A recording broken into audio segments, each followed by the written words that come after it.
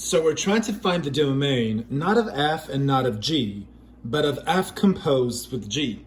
So remember that f composed with g, that's pretty much the same thing as f of g of x. So we have to take function g and plug it into f. It's always that gets plugged into that. So essentially, function g, which is this gibberish here, that has to get plugged into function f right there, basically. So let's go right there. So let's write down all of this function here, but instead of x, that is going to disappear, and all of that is going to take its place. So 72 minus is minus. So I'm supposed to write x here, but instead, I'm going to plug in the entire function of g, which is x squared minus x. So we have created the function in question. Here the function is all of this here. Why don't we clean this up, shall we?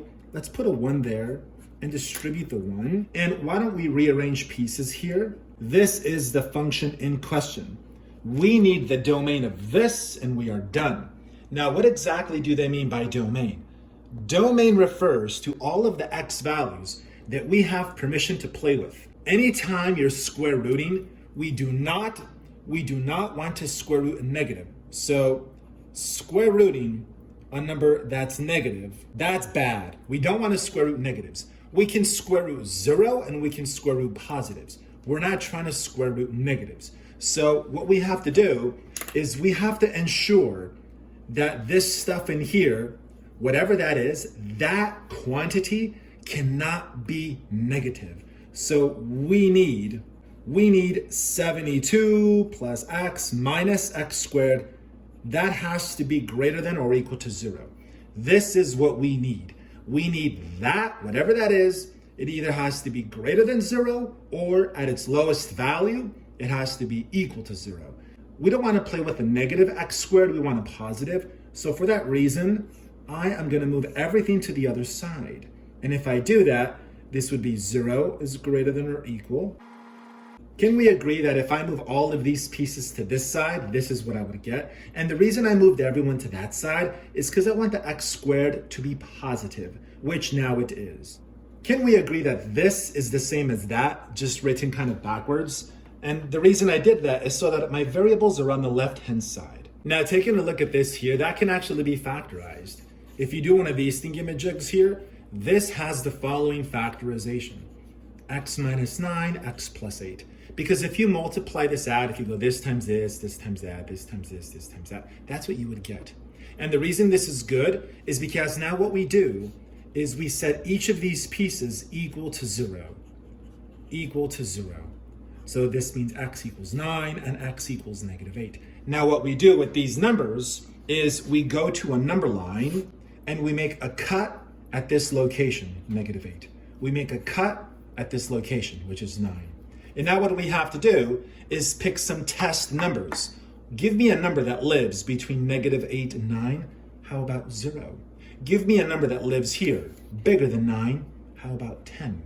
Give me a number that lives here, less than negative 8. How about negative 9? And so what we do is we take these numbers and we test this number. We test this, we test this. We're going to test them in our original function here, because this one was f of g, right? This is f of g, which is the function in question. So take 0, for instance. Would it be good or bad if we plugged in 0 in here and in there? Well, let's see. If I plug in 0 there, that's gone. 0 there, that's gone. That would be the square root of 72. And that's okay because we can square root numbers that are positive. So this section is okay. What about 10?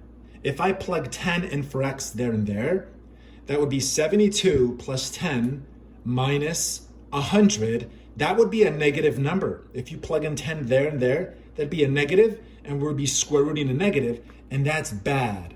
So we cannot use this. That's bad, bad, bad. What about negative 9? If you take negative 9 and carefully plug it in there in parentheses, and there as well, and do all that, you'll see that you'd be square rooting a number that's negative. And again, that's bad, bad, bad, bad. So what exactly is okay for us to play with? We can use the numbers between negative 8 and 9. But you know what? Now let's actually test that number itself. Test negative 8. plug -8 in there and in there, and the whole thing would become 0. And square rooting 0 is okay.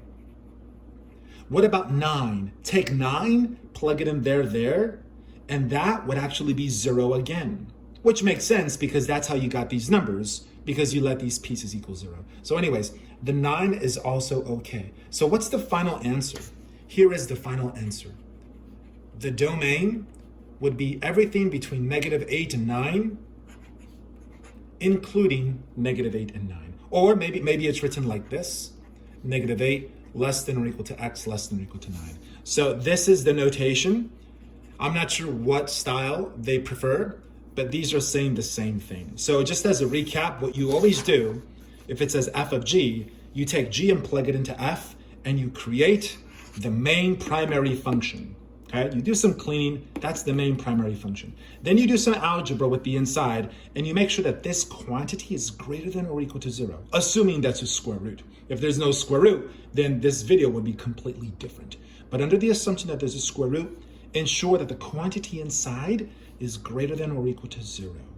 And then do the algebra that we did. You'll eventually get some test numbers, which chop up the number line, get some test values, test them in the primary function, and depending on what works, your answer can look something like this. So this is one heck of a technical question, and believe it or not, this could have been much more technical than it already was, but as is, this would be the domain.